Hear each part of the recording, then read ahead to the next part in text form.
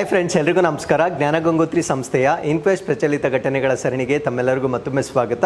ಇವತ್ತು ನಾವು ಸಂಚಿಕೆ ಸಂಖ್ಯೆ 712 ಡಿಸ್ಕಸ್ ಮಾಡ್ತಾ ಇದ್ದೇವೆ. ದಿನಾಂಕ 21 ಮತ್ತು 22 ಜೂನ್ 2024 ಎಲ್ಲ ಅಪ್ಡೇಟ್ಸನ್ನು ಡಿಸ್ಕಸ್ ಮಾಡ್ತಾ ಬರೋಣ. ಸೊ ಇವತ್ತಿನ ಅಪ್ಡೇಟ್ಸನ್ನು ತಿಳಿಯೋದಕ್ಕಿಂತ ಮುಂಚೆ ಕಳೆದ ಸಂಚಿಕೆ 2 ಪ್ರಶ್ನೆಗಳ ಉತ್ತರಗಳು, ಪ್ರಶ್ನೆ ಸಂಖ್ಯೆ 1ಕ್ಕೆ ಆಪ್ಷನ್ ಎ ಮತ್ತು ಪ್ರಶ್ನೆ ಸಂಖ್ಯೆ 2ಕ್ಕೆ ಆಪ್ಷನ್ ಬಿ ಸರಿ ಉತ್ತರವಾಗಿರುತ್ತೆ. ಹಾಗಿದ್ರೆ ಇವತ್ತಿನ ಮೊದಲನೇ ಪ್ರಶ್ನೆಗೆ ಬರೋಣ. ಯಾವ ಬುಡಕಟ್ಟು ಸಮುದಾಯವು ಮಣಿಪುರದೊಂದಿಗೆ ಪ್ರಮುಖವಾಗಿ ಸಂಬಂಧವನ್ನು ಹೊಂದಿದೆ? So which tribal community is predominantly associated with Manipur? So ನನ್ನ ಪ್ರಶ್ನೆಯ ಅರ್ಥ ಏನು ಅಂದ್ರೆ, ಸೊ ಮಣಿಪುರದಲ್ಲಿರ್ತಕ್ಕಂಥ ಬುಡಕಟ್ಟು ಜನಾಂಗದಲ್ಲಿ ಹೈಯೆಸ್ಟ್ ಪಾಪ್ಯುಲೇಷನ್ ಇರ್ತಕ್ಕಂಥ ಒಂದು ಟ್ರೈಬಲ್ ಪಾಪ್ಯುಲೇಷನ್ ಯಾವುದು ಅನ್ನೋದು ನಮ್ಮ ಪ್ರಶ್ನೆ ಆಗಿರುತ್ತೆ. ಸೊ ಈ ಪ್ರಶ್ನೆಗೆ ಸರಿಯಾದ ಉತ್ತರ ನಾಗಾ ಟ್ರೈಬ್ಸ್ ಅಂತ ಕರೀತೇವೆ. ಸೊ ಇವರು ಮಣಿಪುರದಲ್ಲಿ ಅತಿ ಹೆಚ್ಚಿನ ಸಂಖ್ಯೆಯಲ್ಲಿರ್ತಕ್ಕಂಥ ಬುಡಕಟ್ಟು ಜನಾಂಗವಾಗಿರುತ್ತೆ. ಸೊ ಮಣಿಪುರಕ್ಕೆ ಸಂಬಂಧಪಟ್ಟಂತೆ ನಾನು ಪ್ರಶ್ನೆಯನ್ನ ಕೊಡ್ಲಿಕ್ಕೆ ಕಾರಣ ಏನು ಅಂದ್ರೆ, ಫಾರ್ ಆಲ್ಮೋಸ್ಟ್ 1.5 years ಇಂದ ನಮಗೆ ಗೊತ್ತಿರತಕ್ಕಂಥ ವಿಷಯವೇನು ಅಂದ್ರೆ, ಸೊ ಮಣಿಪುರದಲ್ಲಿ ಸಾಕಷ್ಟು ಕ್ಲಾಶಸ್ ಆಗ್ತಾ ಇದೆ ಅನ್ನೋದ್ರ ಬಗ್ಗೆ ನಾವು ಚರ್ಚೆ ಮಾಡಿರ್ತೇವೆ.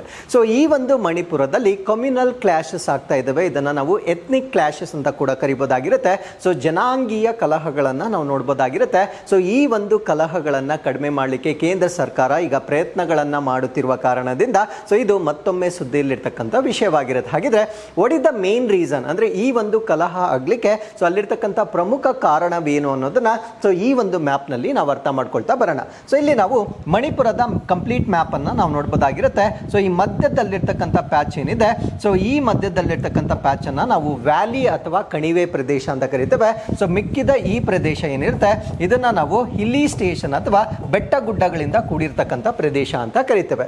ಸೊ ಜಿಯೋಗ್ರಫಿಕಲಿ ನಾವು ಡಿವೈಡ್ ಮಾಡೋದಾದ್ರೆ 10% ಆಫ್ ದಿ ವ್ಯಾಲಿಯನ್ನು ನೋಡಬಹುದಾಗಿರುತ್ತೆ. ಸೊ 90% ಆಫ್ ದಿ ಒಂದು ಹಿಲ್ಲಿ ರೀಜನ್ ಅನ್ನ ನಾವು ಈ ಮಣಿಪುರದಲ್ಲಿ ನೋಡಬಹುದಾಗಿರುತ್ತೆ. ಸೊ ಈ ಒಂದು ವ್ಯಾಲಿ ರೀಜನ್ ನಲ್ಲಿ ಇರ್ತಕ್ಕಂಥ ಒಂದು ಕಮ್ಯುನಿಟಿಯನ್ನ ನಾವೇನಂತ ಕರಿತೀವಿ ಅಂದ್ರೆ ಮೈಟೀಸ್ ಅಂತ ಕರಿತೇವೆ. ಸೊ ಅವರು ಈ ಕಣಿವೆಯಲ್ಲಿ ವಾಸ ಮಾಡ್ತಕ್ಕಂಥ ಜನಾಂಗವಾಗಿರ್ತಾರೆ. ಸೊ ಅವರು ಈ ಒಂದು ಮಣಿಪುರದಲ್ಲಿ ಅವರನ್ನ ನಾವು ಪ್ರಿಡಾಮಿನೆಂಟ್ ಪಾಪ್ಯುಲೇಷನ್ ಅಂತ ಕರಿಬೋದಾಗಿರುತ್ತೆ. ಸೊ ರಾಜಕೀಯವಾಗಿ ಕೂಡ ಅವರ ಹಸ್ತಕ್ಷೇಪ ಬಹಳ ಜಾಸ್ತಿ ಇರುತ್ತೆ. ಸೊ ಅವ್ರು ಮಾಡ್ತಕ್ಕಂಥ ಪಾಲಿಸಿಗಳು ಮೆಜಾರಿಟಿ ಆಫ್ ದೆಮ್ ಅವರಿಗೆ ಫೇವರಬಲ್ ಆಗೋ ರೀತಿಯಲ್ಲಿ ಮಾಡ್ಕೊಳ್ಳೋದನ್ನ ನಾವು ನೋಡಬಹುದಾಗಿರುತ್ತೆ.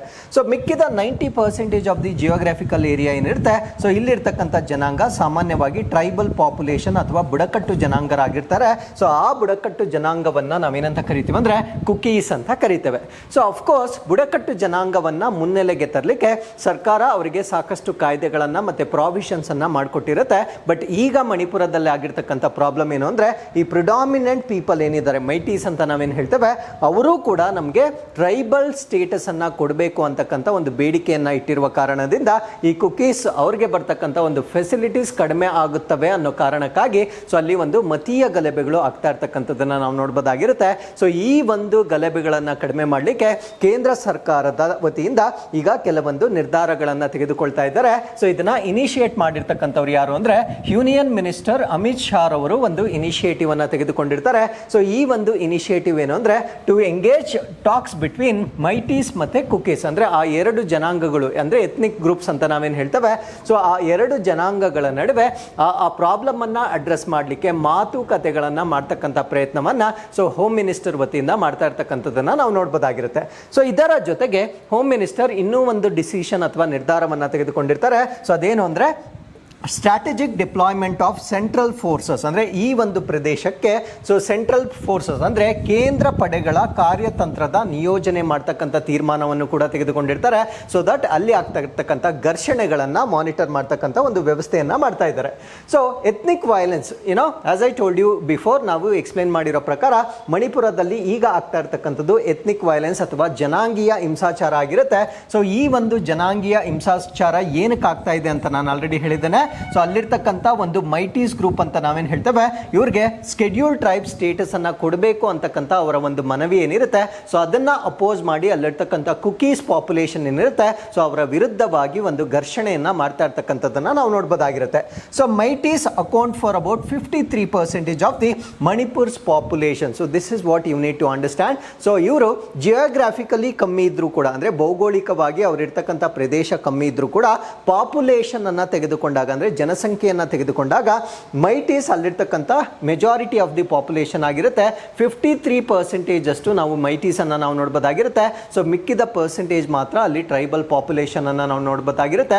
ಬಟ್ ಕೇವಲ ನಾವು ಟ್ರೈಬಲ್ ಪಾಪ್ಯುಲೇಷನ್ ಅನ್ನು ಮಾತ್ರ ತೆಗೆದುಕೊಂಡಾಗ ಅಲ್ಲಿ ನಾಗಾ ಪಾಪ್ಯುಲೇಷನ್ ಜಾಸ್ತಿ ಇರ್ತಕ್ಕಂಥದ್ದನ್ನು ನಾವು ನೋಡ್ಬೋದಾಗಿರುತ್ತೆ. So irrespective of tribe or non tribe ಅಂತ ತೆಗೆದುಕೊಂಡಾಗ ಮೈಟೀಸ್ ಪಾಪ್ಯುಲೇಷನ್ ಅಲ್ಲಿ ಜಾಸ್ತಿ ಇರ್ತಕ್ಕಂಥದ್ದನ್ನು ನಾವು ನೋಡ್ಬೋದಾಗಿರುತ್ತೆ. ಸೊ ಈ ಮೈಟೀಸ್ ಪಾಪ್ಯುಲೇಷನ್ ಇರ್ತಕ್ಕಂಥ ಒಂದು ಪ್ರದೇಶವನ್ನು ನಾವು ಇಂಪಾಲ್ ವ್ಯಾಲಿ ಅಥವಾ ಇಂಪಾಲ್ ಕಣಿವೆ ಪ್ರದೇಶದಲ್ಲಿ ಇವರನ್ನ ಹೆಚ್ಚಾಗಿ ನಾವು ನೋಡ್ಬೋದಾಗಿರುತ್ತೆ. So while tribals which include Nagas, so tribals ಅಲ್ಲಿ ನಾವು ನಾಗಾಸ್ನ ಮತ್ತೆ ಕುಕೀಸ್ಗಳನ್ನ ಹೆಚ್ಚಾಗಿ ನಾವು ನೋಡ್ಬೋದಾಗಿರುತ್ತೆ. ಸೊ ಅವರು 40% ಆಫ್ ದಿ ಟೋಟಲ್ ಪಾಪ್ಯುಲೇಷನ್ ಅನ್ನ ಅವರು ಕಾಂಟ್ರಿಬ್ಯೂಟ್ ಮಾಡ್ತಾ ಇದ್ದಾರೆ. They reside mainly in the ಹಿಲ್ಲಿ districts, ಅಂದ್ರೆ ಈ ಒಂದು ಬೆಟ್ಟ ಗುಡ್ಡ ಪ್ರದೇಶಗಳಿರ್ತಕ್ಕಂಥ ಜಿಲ್ಲೆಗಳಲ್ಲಿ ವಾಸ ಮಾಡ್ತಕ್ಕಂಥ ಒಂದು ಜನಾಂಗವನ್ನ ನಾವು ನಾಗಾಗಳು ಅಥವಾ ಕುಕಿಗಳು ಅಂತ ನಾವಿಲ್ಲಿ ಹೇಳ್ಬೋದಾಗಿರುತ್ತೆ. ಹಾಗಿದ್ರೆ ಈ ಒಂದು ಮೈತೇಯಿ ಅಥವಾ ಮೈಟಿ ಬಗ್ಗೆ ಹೆಚ್ಚಿನ ಮಾಹಿತಿನ ತಿಳ್ಕೊಳ್ಳೋದಾದ್ರೆ, ಸೊ ಇವರನ್ನ ನಾವು ಮಣಿಪುರಿ ಪೀಪಲ್ ಅಂತ ಕೂಡ ಕರೀತೇವೆ. ಸೊ ಇವರು ಆ ಪ್ರದೇಶದಲ್ಲಿರ್ತಕ್ಕಂಥ ಪ್ರಿಡಾಮಿನೆಂಟ್ ಎಥ್ನಿಕ್ ಗ್ರೂಪ್ ಆಗಿರುತ್ತೆ ಆಬ್ವಿಯಸ್ಲಿ. ಸೊ ಯಾವ ಒಂದು ಜಿಯೋಗ್ರಾಫಿಕಲ್ ಏರಿಯಾದಲ್ಲಿ ಮೋರ್ ದೆನ್ 50% ಪಾಪ್ಯುಲೇಷನ್ ಅವರೇ ಇರ್ತಾರೆ. ಸೊ ಅವ್ರು ಆಬ್ವಿಯಸ್ಲಿ ಆ ಒಂದು ಪ್ರದೇಶದ ಪ್ರಿಡಾಮಿನೆಂಟ್ ಅಥವಾ ಪ್ರಮುಖವಾಗಿರ್ತಕ್ಕಂಥ ಜನಾಂಗ ಅಂತ ನಾವಿಲ್ಲಿ ಕನ್ಸಿಡರ್ ಮಾಡ್ಬೋದಾಗಿರುತ್ತೆ. ಸೊ ಈ ಒಂದು ಜನಾಂಗ ಮಾತಾಡ್ತಕ್ಕಂಥ ಒಂದು ಭಾಷೆಯನ್ನು ನಾವು ಮೈತೇಯಿ ಲ್ಯಾಂಗ್ವೇಜ್ ಅಂತ ಕರಿತೇವೆ. ಸೊ ಇದನ್ನ ಅಫಿಷಿಯಲಿ ಅಥವಾ ಅಧಿಕೃತವಾಗಿ ಮಣಿಪುರಿ ಲ್ಯಾಂಗ್ವೇಜ್ ಅಂತ ಕೂಡ ಕರೆಯಲಾಗುತ್ತೆ. ಸೊ ನಮ್ಮ ಭಾರತ ದೇಶದ 22 ಅಫಿಷಿಯಲ್ ಲ್ಯಾಂಗ್ವೇಜಸ್ ಏನಿರ್ತವೆ, ಸೊ ಈ 22 ಅಧಿಕೃತ ಭಾಷೆಗಳಲ್ಲಿ ಈ ಒಂದು ಮಣಿಪುರಿ ಭಾಷೆ ಕೂಡ ಸೇರಿರ್ತಕ್ಕಂಥದ್ದನ್ನ ನಾವು ನೋಡ್ಬೋದಾಗಿರುತ್ತೆ. So and this is sole official language of the Manipur state, ಅಂದ್ರೆ ಮಣಿಪುರ ರಾಜ್ಯದ ಸೊ ಇದು ಅಧಿಕೃತ ಭಾಷೆವಾಗಿ ಕೂಡ ನಾವು ಇದನ್ನು ಕನ್ಸಿಡರ್ ಮಾಡ್ಬೋದಾಗಿರುತ್ತೆ. ಸೊ ಅದಾದಮೇಲೆ ಅವರು ಮೇಜರ್ ಆಗಿ ಡಿಪೆಂಡೆಂಟ್ ಆಗಿರ್ತಕ್ಕಂಥ ಒಂದು ಲೈವ್ಲಿಹುಡ್ ಏನು ಅಂದರೆ ರೈಸ್ ಕಲ್ಟಿವೇಷನ್, ಅಂದರೆ ಅಕ್ಕಿಯನ್ನು ಬೆಳೀತಕ್ಕಂಥದ್ದು ಅವರ ಪ್ರಧಾನ ಕಸುಬಾಗಿರುತ್ತೆ. ಸೊ ಅದು ಕೂಡ ಇರಿಗೇಟೆಡ್ ಫೀಲ್ಡ್ಸ್ಗಳಲ್ಲಿ, ಅಂದರೆ ಅವರು ಇರ್ತಕ್ಕಂಥದ್ದೇ ವ್ಯಾಲಿಯಲ್ಲಿ, ಸೊ ಅಲ್ಲಿ ನೀರಿನ ಸೌಲಭ್ಯ ಹೆಚ್ಚಾಗಿರುವ ಕಾರಣದಿಂದ ಸೊ ಇರಿಗೇಟೆಡ್ ಫೀಲ್ಡ್ಸಲ್ಲಿ ಅಂದರೆ ನೀರಾವರಿ ಹೊಂದಿರತಕ್ಕಂಥ ಜಮೀನುಗಳಲ್ಲಿ ಅಕ್ಕಿಯನ್ನು ಬೆಳೀತಕ್ಕಂಥದ್ದು ಅವರ ಮೇಜರ್ ಎಕಾನಮಿ ಅಥವಾ ಅವರ ಅರ್ಥವ್ಯವಸ್ಥೆ ಆಗಿರುತ್ತೆ. ಸೊ ಅವರ ರಿಲಿಜಿಯನ್ ಅಥವಾ ಅವರು ಯಾವ ಧರ್ಮಕ್ಕೆ ಸೇರಿದ್ದಾರೆ ಅಂತ ನಾವು ನೋಡೋದಾದ್ರೆ, so majority of them Hindu ಆಗಿರ್ತಾರೆ, ಅಂದ್ರೆ ಹಿಂದೂ ಧರ್ಮಕ್ಕೆ ಸೇರಿರ್ತಾರೆ. 16% ಬಿಲೀವ್ ಇನ್ ಸನಮಹಿ ರಿಲಿಜಿಯನ್, ಅಂದ್ರೆ ಅಲ್ಲಿರ್ತಕ್ಕಂಥ 16% ಅಂದ್ರೆ ಆ ಒಂದು ಮೈತೇಯಿ ಪಾಪ್ಯುಲೇಷನ್ ಏನಿದೆ, ಸೊ ಅದರಲ್ಲಿರ್ತಕ್ಕಂಥ 16% ಅಷ್ಟು ಜನರು ಸನಮಾಹಿ ಧರ್ಮವನ್ನು ನಂಬ್ತಾ ಇರ್ತಕ್ಕಂಥದ್ದನ್ನ ನಾವು ನೋಡ್ಬೋದಾಗಿರುತ್ತೆ. ಸೊ ಇನ್ನ 8% ಪಾಪ್ಯುಲೇಷನ್ ಬಂದು ಮುಸ್ಲಿಂ ಕಮ್ಯುನಿಟಿಗೆ ಸೇರಿರ್ತಕ್ಕಂಥದ್ದನ್ನ ನಾವು ನೋಡ್ಬೋದಾಗಿರುತ್ತೆ. ಸೊ ಅದಾದ್ಮೇಲೆ ಇವರು ಆಚರಣೆ ಮಾಡ್ತಕ್ಕಂಥ ಒಂದು ಹಬ್ಬವನ್ನು ನಾವು ಯೋಶಾಂಗ್ ಫೆಸ್ಟಿವಲ್ ಅಂತ ಕರಿತೇವೆ. ಸೊ ಯೋಶಾಂಗ್ ಫೆಸ್ಟಿವಲ್ ಅನ್ನ ಈ ಒಂದು ಮೈತೇಯಿ ಕಮ್ಯುನಿಟಿ ಸೆಲೆಬ್ರೇಟ್ ಮಾಡ್ತಕ್ಕಂಥ ಒಂದು ಫೆಸ್ಟಿವಲ್ ಆಗಿರುತ್ತೆ. ಸೊ ಈ ಒಂದು ಫೆಸ್ಟಿವಲ್ ಅನ್ನು ನಾವು ಮಣಿಪುರ್ಸ್ ವರ್ಷನ್ ಆಫ್ ಹೋಲಿ ಅಂತ ಕರಿತೇವೆ. ಅಂದ್ರೆ ನಾವು ಈ ಕಡೆ ಹೋಲಿ ಅಂತ ಏನು ಸೆಲೆಬ್ರೇಟ್ ಮಾಡ್ತೇವೆ, ಸೊ ಅದೇ ಹಬ್ಬವನ್ನ ಮಣಿಪುರದಲ್ಲಿ ಯೋಶಾಂಗ್ ಹಬ್ಬ ಅಂತ ಸೆಲೆಬ್ರೇಟ್ ಮಾಡ್ತಕ್ಕಂಥದ್ದನ್ನ ನಾವು ನೋಡ್ಬೋದಾಗಿರುತ್ತೆ. ಸೊ ಇಷ್ಟೊತ್ತು ನಾವು ಮೈತೇಯಿ ಪಾಪ್ಯುಲೇಷನ್ ಬಗ್ಗೆ ತಿಳ್ಕೊಂಡಿದ್ದೇವೆ. ಸೊ ಈಗ ನಾವು ಕುಕೀಸ್ ಬಗ್ಗೆ ಹೆಚ್ಚಿನ ಮಾಹಿತಿಯನ್ನ ನಾವಿಲ್ಲಿ ಡಿಸ್ಕಸ್ ಮಾಡ್ತಾ ಬರೋಣ. ಕುಕೀಸ್ ಕೂಡ ಒಂದು ಸ್ಪೆಷಲ್ ಎಥ್ನಿಕ್ ಗ್ರೂಪ್ ಆಗಿರುತ್ತೆ, ಅಂದರೆ ಒಂದು ಜನಾಂಗೀಯ ಗುಂಪಾಗಿರುತ್ತೆ, comprising multiple tribes. This is most important. ಅಂದರೆ ಕುಕೀಸ್ ಅಂದರೆ ಕೇವಲ ಒಂದು ಬುಡಕಟ್ಟು ಜನಾಂಗ ಮಾತ್ರ ಬರೋದಿಲ್ಲ. ಸೊ ಕುಕೀಸ್ ಕ್ಯಾಟಗರಿ ಒಳಗಡೆ ಸಾಕಷ್ಟು ಬೇರೆ ಬೇರೆ ಬುಡಕಟ್ಟು ಜನಾಂಗಗಳನ್ನು ನಾವು ನೋಡ್ಬೋದಾಗಿರುತ್ತೆ. So originally inhabited the north eastern states of India, parts of Myanmar and Bangladesh. ಅಂದರೆ ಈ ಒಂದು ಕುಕಿ ಪಾಪ್ಯುಲೇಷನ್ ಏನಿರುತ್ತೆ, ಸಾಮಾನ್ಯವಾಗಿ ಹೆಚ್ಚು ಸಂಖ್ಯೆಯಲ್ಲಿ ನಮ್ಮ ಭಾರತ ದೇಶದ ಈಶಾನ್ಯ ರಾಜ್ಯಗಳಲ್ಲಿ ಹೆಚ್ಚಾಗಿ ಕಂಡು ಬರ್ತಕ್ಕಂಥ ಒಂದು ಬುಡಕಟ್ಟು ಜನಾಂಗವಾಗಿರುತ್ತೆ. ನಮ್ಮ ದೇಶವನ್ನ ಹೊರತುಪಡಿಸಿ ಸೊ ಪಕ್ಕದ ಮ್ಯಾನ್ಮಾರ್ನಲ್ಲೂ ಮತ್ತು ಬಾಂಗ್ಲಾದೇಶದಲ್ಲೂ ಕೂಡ ನಾವು ಕುಕಿಗಳನ್ನ ಹೆಚ್ಚಾಗಿ ನೋಡ್ಬೋದಾಗಿರುತ್ತೆ. So they are present in all north eastern Indian states except Arunachal Pradesh. This point is very very important. So ನಮ್ಮ ಭಾರತ ದೇಶದ ಎಲ್ಲ ಈಶಾನ್ಯ ರಾಜ್ಯಗಳಲ್ಲೂ ಈ ಒಂದು ಪಾಪ್ಯುಲೇಷನ್ ಇರುತ್ತೆ, ಎಕ್ಸೆಪ್ಟ್ ಅರುಣಾಚಲ ಪ್ರದೇಶವನ್ನು ಹೊರತುಪಡಿಸಿ ಬೇರೆಲ್ಲ ಈಶಾನ್ಯ ರಾಷ್ಟ್ರಗಳಲ್ಲಿ ನಾವು ಕುಕಿಗಳ ಜನಸಂಖ್ಯೆ ಇರತಕ್ಕಂಥದ್ದನ್ನು ನಾವು ನೋಡ್ಬೋದಾಗಿರುತ್ತೆ. But for the last 90 years, ಅಂದರೆ ಕಳೆದ 90 ವರ್ಷಗಳಲ್ಲಿ ಈ ಮೆಜಾರಿಟಿ ಆಫ್ ದಿ ಕುಕೀಸ್ ಏನಿರ್ತಾರೆ, ಸೊ ಅವರು ಕ್ರಿಶ್ಚಿಯಾನಿಟಿಯನ್ನು ಅಂದರೆ ಈ ಒಂದು ಕ್ರಿಶ್ಚಿಯನ್ ಧರ್ಮಕ್ಕೆ ಬದಲಾವಣೆ ಆಗಿರ್ತಕ್ಕಂಥದ್ದನ್ನು ಸೊ ನಾವಿಲ್ಲಿ ಪ್ರಮುಖವಾಗಿ ಗಮನಿಸಬಹುದಾಗಿರ್ತಕ್ಕಂಥ ಇನ್ನೊಂದು ವಿಷಯವಾಗಿರುತ್ತೆ. So with this let's get in to question number 2. IUCN ಕೆಂಪು ಪಟ್ಟಿಯ ಪ್ರಕಾರ ಐಬೇರಿಯನ್ ಲಿಂಕ್ಸ್ ಪ್ರಸ್ತುತ ಸಂರಕ್ಷಣಾ ಸ್ಥಿತಿ ಏನು? So what is the current conservation status of Iberian lynx according to IUCN red list. So IUCN red ಲಿಸ್ಟ್ನ ಪ್ರಕಾರ ಈ ಒಂದು ಐಬೇರಿಯನ್ ಲಿಂಕ್ಸ್ ಅಂತ ನಾವೇನು ಹೇಳ್ತೇವೆ, ಈ ಪ್ರಾಣಿ ಯಾವ ಪರಿಸ್ಥಿತಿಗೆ ಸೇರಿದೆ ಅಥವಾ ಯಾವ ಸ್ಥಾನಮಾನವನ್ನು ಹೊಂದಿದೆ ಅನ್ನೋದು ನಮ್ಮ ಪ್ರಶ್ನೆ ಆಗಿರುತ್ತೆ. ಸೊ IUCN ಅದರ ಪಾಪ್ಯುಲೇಷನ್ನ ಆಧಾರದ ಮೇಲೆ ಸೊ ಅದಕ್ಕೊಂದು ಸ್ಟೇಟಸ್ ಅನ್ನ ಕೊಡುತ್ತೆ. ಸೊ ಹಾಗಿದ್ರೆ ಈ ಒಂದು ಐಬೇರಿಯನ್ ಲಿಂಕ್ಸ್ನ ಸ್ಟೇಟಸ್ ಯಾವ್ದಾಗಿರುತ್ತೆ ಅಂದ್ರೆ ಸೊ ಇದನ್ನ ದುರ್ಬಲ ಅಥವಾ ವಲ್ನರಬಲ್ ಅಂತ ಹೇಳ್ಬೋದಾಗಿರುತ್ತೆ.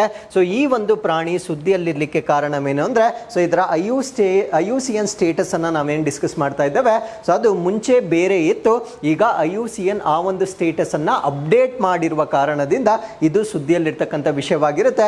ಸೊ ಈ ಪ್ರಾಣಿಯ ಚಿತ್ರವನ್ನ ನೀವಿಲ್ಲಿ ನೋಡ್ಬೋದಾಗಿರುತ್ತೆ. ಹಾಗಿದ್ರೆ ಈ ಒಂದು ಪ್ರಾಣಿ ಮುಂಚೆ ಯಾವ ಸ್ಟೇಟಸ್ ಅಲ್ಲಿ ಇತ್ತು, ಇವಾಗ ಯಾವ ಸ್ಟೇಟಸ್ ಅಂತ ನಿಮ್ಗೆ ಆಲ್ರೆಡಿ ಗೊತ್ತಾಗಿದೆ. ಸೊ ಮುಂಚೆ ಇದನ್ನ ನಾವು ಎಂಡೇಂಜರ್ಡ್ ಅಥವಾ ಅಳಿವಿನಂಚಿನಲ್ಲಿರ್ತಕ್ಕಂಥ ಪ್ರಾಣಿ ಅಂತ ಕರೆದಿದ್ವಿ. ಬಟ್ ಇದರ ಪಾಪ್ಯುಲೇಷನ್ ಈಗ ಸ್ವಲ್ಪ ಇನ್ಕ್ರೀಸ್ ಆಗಿರುವ ಕಾರಣದಿಂದ ಇದರ ಸ್ಟೇಟಸ್ ಅಲ್ಲೂ ಇದಕ್ಕೆ ಇನ್ಕ್ರಿಮೆಂಟ್ ಅನ್ನ ಕೊಟ್ಟಿರ್ತಾರೆ. ಸೊ ಎಂಡೇಂಜರ್ಡ್ ಅಂದ್ರೆ ಅಳಿವಿನಂಚಿನಲ್ಲಿರುವ ಸ್ಥಾನಮಾನದಿಂದ ವಲ್ನರಬಲ್ ಅಥವಾ ದುರ್ಬಲ ಸ್ಥಾನಮಾನಕ್ಕೆ ಇದನ್ನ ಇನ್ಕ್ರಿಮೆಂಟ್ ಮಾಡಿರ್ತಕ್ಕಂಥದ್ದನ್ನ ನಾವು ನೋಡ್ಬೋದಾಗಿರುತ್ತೆ. ಹಾಗಿದ್ರೆ ಈ ಒಂದು ಪ್ರಾಣಿ ಎಲ್ಲಿ ಪ್ರಮುಖವಾಗಿ ಕಂಡು ಬರುತ್ತೆ ಅಂತ ಹೇಳೋದಾದ್ರೆ ಸೊ ಇದನ್ನ ನಾವು ವೈಲ್ಡ್ ಕ್ಯಾಟ್ ಅಂತ ಕರಿತೇವೆ, ಅಂದ್ರೆ ಕಾಡು ಬೆಕ್ಕು ಅಂತ ಸರಳವಾಗಿ ಹೇಳ್ಬೋದಾಗಿರುತ್ತೆ. ಇದು ಮೇಜರ್ಲಿ ಯಾವ ಪ್ರದೇಶಕ್ಕೆ ಸ್ಥಳೀಯವಾಗಿರುತ್ತೆ ಅಥವಾ ನೇಟಿವ್ ಆಗಿರುತ್ತೆ ಅಂತ ಹೇಳೋದಾದ್ರೆ ಐಬೇರಿಯನ್ ಪೆನಿನ್ಸುಲಾ ಅಂತ ಕರಿತೇವೆ. ಸೊ ಅದಕ್ಕೆ ಇದನ್ನ ಐಬೇರಿಯನ್ ಅಂತಾನೆ ಇದಕ್ಕೆ ಪ್ರಾಣಿಯ ಹೆಸರನ್ನ ಇಟ್ಟಿರ್ತಾರೆ. ಸೊ ಐಬೇರಿಯನ್ ಪರ್ಯಾಯ ಭೂಮಿಯಲ್ಲಿ ಇದು ಕಂಡು ಬರ್ತಕ್ಕಂಥ ಒಂದು ಪ್ರಾಣಿ ಆಗಿರುತ್ತೆ. ಸೊ ಅದು ಯುರೋಪ್ನ ಸೌತ್ ವೆಸ್ಟರ್ನ್ ಪಾರ್ಟ್ ನಲ್ಲಿ ಕಂಡು ಬರುತ್ತೆ, ಅಂದ್ರೆ ನೈಋತ್ಯ ಯುರೋಪಿನಲ್ಲಿ. ಸೊ ಇಲ್ಲಿ ಐಬೇರಿಯನ್ ಪೆನಿನ್ಸುಲಾ ಅಂತ ಬರುತ್ತೆ. ಫಾರ್ ಎಕ್ಸಾಂಪಲ್ ಈ ಮ್ಯಾಪ್ ನಲ್ಲಿ ನೀವು ಐಬೇರಿಯನ್ ಪೆನಿನ್ಸುಲಾನ ಏನ್ ನೋಡ್ತಾ ಇದ್ದೇವೆ, ಸೊ ಇದು ಸ್ಪೇನ್ ಮತ್ತು ಪೋರ್ಚುಗಲ್ನ ಹಿಲಿ ಏರಿಯಾಸ್ ಏನಿರ್ತವೆ, ಅಂದರೆ ಬೆಟ್ಟಗುಟ್ಟಗಳ ಪ್ರದೇಶ ಏನಿರುತ್ತೆ. ಸೊ ಆ ಸ್ಪೇನ್ ಮತ್ತು ಪೋರ್ಚುಗಲ್ಗೆ ಸಂಬಂಧಪಟ್ಟಿರ್ತಕ್ಕಂಥ ಆ ಒಂದು ಹಿಲಿ ಏರಿಯಾಸನ್ನು ನಾವು ಐಬೇರಿಯನ್ ಪೆನಿನ್ಸುಲಾ ಅಂತ ಕರಿತೇವೆ. ಸೊ ಈ ಒಂದು ಐಬೇರಿಯನ್ ಪೆನಿನ್ಸುಲಾದಲ್ಲಿ ಈ ಪ್ರಾಣಿ ಕಂಡು ಬರ್ತಕ್ಕಂಥದ್ದನ್ನು ನಾವು ನೋಡ್ಬೋದಾಗಿರುತ್ತೆ. ಸೊ ಇದರ ಪಾಪ್ಯುಲೇಷನ್ ಎಷ್ಟು ಇನ್ಕ್ರೀಸ್ ಆಗಿದೆ ಅಂದರೆ 62, ಅಂದರೆ ಮೆಚ್ಯೂರ್ಡ್ ಇಂಡಿವಿಜುವಲ್ಸ್ ಅನ್ನು ನಾವು ಮಾತಾಡೋದಾದ್ರೆ ಮೆಚ್ಯೂರ್ಡ್ ಇಂಡಿವಿಜುವಲ್ಸ್ ಅಂದರೆ so those individuals that can reproduce, ಅಂದರೆ ಸಂತಾನೋತ್ಪತ್ತಿ ಮಾಡಲು ಯೋಗ್ಯವಾಗಿರ್ತಕ್ಕಂಥ ಒಂದು ಮೆಚ್ಯೂರ್ಡ್ ಇಂಡಿವಿಜುವಲ್ಸ್. ಯಾಕಂದ್ರೆ ಸೊ ಅದರ ಪಾಪ್ಯುಲೇಷನ್ ಇನ್ಕ್ರೀಸ್ ಆಗಬೇಕಾಗಿದ್ರೆ ಆ ಮೆಚ್ಯೂರಿಟಿ ಅನ್ನೋದು ಇಂಪಾರ್ಟೆಂಟ್ ಆಗಿರುತ್ತೆ. ಸೊ 62 ಸಂಖ್ಯೆಗೆ ಇನ್ಕ್ರೀಸ್ ಆಗಿರೋದ್ರಿಂದ ಮೆಚ್ಯೂರ್ಡ್ ಇಂಡಿವಿಜುವಲ್ಸ್ ಎಷ್ಟಿರುತ್ತೆ ಅಂದ್ರೆ 648 ಮೆಚ್ಯೂರ್ಡ್ ಇಂಡಿವಿಜುವಲ್ಸ್ ಆಗಿರುತ್ತೆ. ಸೊ ಇದರ ಸಂಖ್ಯೆ 3 ಟೈಮ್ಸ್ ಇನ್ಕ್ರೀಸ್ ಆಗಿರ್ತಕ್ಕಂಥದ್ದನ್ನ ನಾವಿಲ್ಲಿ ನೋಡ್ಬೋದಾಗಿರುತ್ತೆ. That's what it is been claimed, ಅಂದ್ರೆ 2001ಕ್ಕೂ ಮತ್ತೆ 2022ಕ್ಕೆ ಸೊ ಇದರ ಸಂಖ್ಯೆ ಮಲ್ಟಿಪಲ್ ಆಗಿರ್ತಕ್ಕಂಥದ್ದನ್ನ ನಾವು ನೋಡ್ಬೋದಾಗಿರುತ್ತೆ. ಸೊ 648 ಅಂತಕ್ಕಂಥದ್ದು ಕೇವಲ ಮೆಚ್ಯೂರ್ಡ್ ಇಂಡಿವಿಜುವಲ್ಸ್, ಅಂದ್ರೆ ಪ್ರಬುದ್ಧವಾಗಿರ್ತಕ್ಕಂಥ ಪ್ರಾಣಿಗಳ ಸಂಖ್ಯೆ ಮಾತ್ರ ಆಗಿರುತ್ತೆ. ಬಟ್ ಎಲ್ಲಾ ಪ್ರಾಣಿಗಳನ್ನ ಒಟ್ಟಾಗಿ ತೆಗೆದುಕೊಂಡಾಗ 2000 ಆಗುತ್ತೆ, ಅಂದ್ರೆ ಈ ಒಂದು ಪ್ರಾಣಿಗಳ ಸಂಖ್ಯೆ 2000ಕ್ಕೆ ಇನ್ಕ್ರೀಸ್ ಆಗಿರ್ತಕ್ಕಂಥದ್ದನ್ನ ನಾವು ನೋಡ್ಬೋದಾಗಿರುತ್ತೆ. ಸೊ ಏನಕ್ಕೆ ಈ ಸಂಖ್ಯೆ ಇನ್ಕ್ರೀಸ್ ಆಯಿತು? ಸುಮ್ಮನೆ ಇನ್ಕ್ರೀಸ್ ಆಗೋದಿಲ್ಲ. There are lot of efforts, ಅಂದ್ರೆ ಈ ಸಂಖ್ಯೆಯನ್ನ ಹೆಚ್ಚು ಮಾಡಲಿಕ್ಕೆ ಸಾಕಷ್ಟು ಪ್ರಯತ್ನಗಳನ್ನ ಮಾಡಲಾಗಿರುತ್ತೆ. ಮೊದಲ ಪ್ರಯತ್ನ ಏನು ಅಂದ್ರೆ ಇನ್ಕ್ರೀಸಿಂಗ್ ದಿ ಪ್ರೇ ಪಾಪ್ಯುಲೇಷನ್, ಅಂದ್ರೆ ಅದು ಬೇಟೆಯಾಡಿ ತಿಂತಕ್ಕಂಥ ಒಂದು ಪ್ರಾಣಿಯ ಪಾಪ್ಯುಲೇಷನ್ ಅನ್ನ ಇನ್ಕ್ರೀಸ್ ಮಾಡಲಾಗಿರುತ್ತೆ. ಸೊ ಈ ಒಂದು ಪ್ರಾಣಿ ಬೇಟೆಯಾಡ್ತಕ್ಕಂಥ ಒಂದು ಪ್ರಾಣಿ ಯಾವುದು ಅಂದ್ರೆ ಯುರೋಪಿಯನ್ ರ್ಯಾಬಿಟ್ ಅಂತ ಕರಿತೇವೆ. ಸೊ ಯುರೋಪಿಯನ್ ಮೊಲಗಳ ಸಂಖ್ಯೆಯನ್ನ ಹೆಚ್ಚು ಮಾಡುವ ಮುಖಾಂತರ ಸೊ ಈ ಒಂದು ಬೆಕ್ಕಿನ ಪಾಪ್ಯುಲೇಷನ್ ಅನ್ನ ಇನ್ಕ್ರೀಸ್ ಮಾಡಲಾಗಿರುತ್ತೆ. ಸೊ ಎರಡನೇದು ಹ್ಯಾಬಿಟ್ಯಾಟ್ ಪ್ರೊಟೆಕ್ಷನ್, ಅಂದ್ರೆ ಅವುಗಳು ವಾಸ ಮಾಡ್ತಕ್ಕಂಥ ಪ್ರದೇಶವನ್ನ ರಕ್ಷಣೆ ಮಾಡಲಾಗಿರುತ್ತೆ. ಸೊ ಅವುಗಳು ವಾಸ ಮಾಡ್ತಕ್ಕಂಥ ಪ್ರದೇಶವನ್ನ ನಾವು Mediterranean scrub and forest habitat ಅಂತ ಕರಿತೇವೆ. ಅಂದ್ರೆ ಮೆಡಿಟೇರಿಯನ್ ಸ್ಕ್ರಬ್ ನಲ್ಲಿ ಮತ್ತೆ ಅರಣ್ಯ ಆವಾಸ ಸ್ಥಾನಗಳಲ್ಲಿ ಹೆಚ್ಚಾಗಿ ಬದುಕ್ತಕ್ಕಂಥ ಒಂದು ಪ್ರಾಣಿಯಾಗಿರುತ್ತೆ. ಸೊ ಅದಾದ್ಮೇಲೆ ರೆಡ್ಯೂಸಿಂಗ್ ಹ್ಯೂಮನ್ ಇಂಡ್ಯೂಸ್ಡ್ ಡೆತ್ಸ್, ಅಂದ್ರೆ ಮನುಷ್ಯರು ಈ ಪ್ರಾಣಿಗಳನ್ನ ಬೇಟೆ ಆಡ್ತಕ್ಕಂಥದ್ದು ಕೂಡ ಸೊ ಅವುಗಳು ಅವಿನಾಶದ ಅಂಚಿಗೆ ಹೋಗ್ಲಿಕ್ಕೆ ಒಂದು ಕಾರಣವಾಗಿರುತ್ತೆ. ಸೊ ಆ ಒಂದು ಹ್ಯೂಮನ್ ಇಂಟರ್ವೆನ್ಷನ್ ಅನ್ನ ಕೂಡ ಅಲ್ಲಿ ತಡೆ ಹಿಡಿಯಲಾಗಿರುತ್ತೆ. ಅದಾದ್ಮೇಲೆ ಸೊ ಜೆನೆಟಿಕ್ ಡೈವರ್ಸಿಟಿ ಅಥವಾ ಅನುವಂಶೀಯ ವೈವಿಧ್ಯತೆ ಅಂತ ಕರಿತೇವೆ. ಸೊ ಈ ಒಂದು ಪ್ರಾಣಿಗಳನ್ನ ತುಂಬಾ ಕ್ರಾಸ್ ಬ್ರೀಡಿಂಗ್ ಮಾಡಿದಾಗ ಏನಾಗುತ್ತೆ ಅಂದ್ರೆ ಸೊ ಬೇರೆ ಬೇರೆ ರೀತಿಯ ಜೆನೆಟಿಕ್ ವೇರಿಯೇಷನ್ಸ್ ಡೆವಲಪ್ ಆಗುತ್ತೆ. ಸೊ ಯಾವಾಗ ಜೆನೆಟಿಕ್ ವೇರಿಯೇಷನ್ಸ್ ಡೆವಲಪ್ ಆಗುತ್ತೆ ಸೊ ಅವು ಬೇರೆ ಬೇರೆ ಅಟ್ಮಾಸ್ಫಿಯರಿಕ್ ಕಂಡೀಷನ್ ಅನ್ನ ಅಡಾಪ್ಟ್ ಮಾಡ್ಕೊಳ್ತಕ್ಕಂಥ ಒಂದು ಸಾಧ್ಯತೆ ಇರುತ್ತೆ. ಸೊ ಯಾವಾಗ ಒಂದೇ ವೆರೈಟಿ ಇರುತ್ತೆ ಸೊ ಆ ವೆರೈಟಿಯನ್ನ ನಾವು ಸೇವ್ ಮಾಡ್ತಕ್ಕಂಥದ್ದು ಕಷ್ಟವಾಗಿರುತ್ತೆ.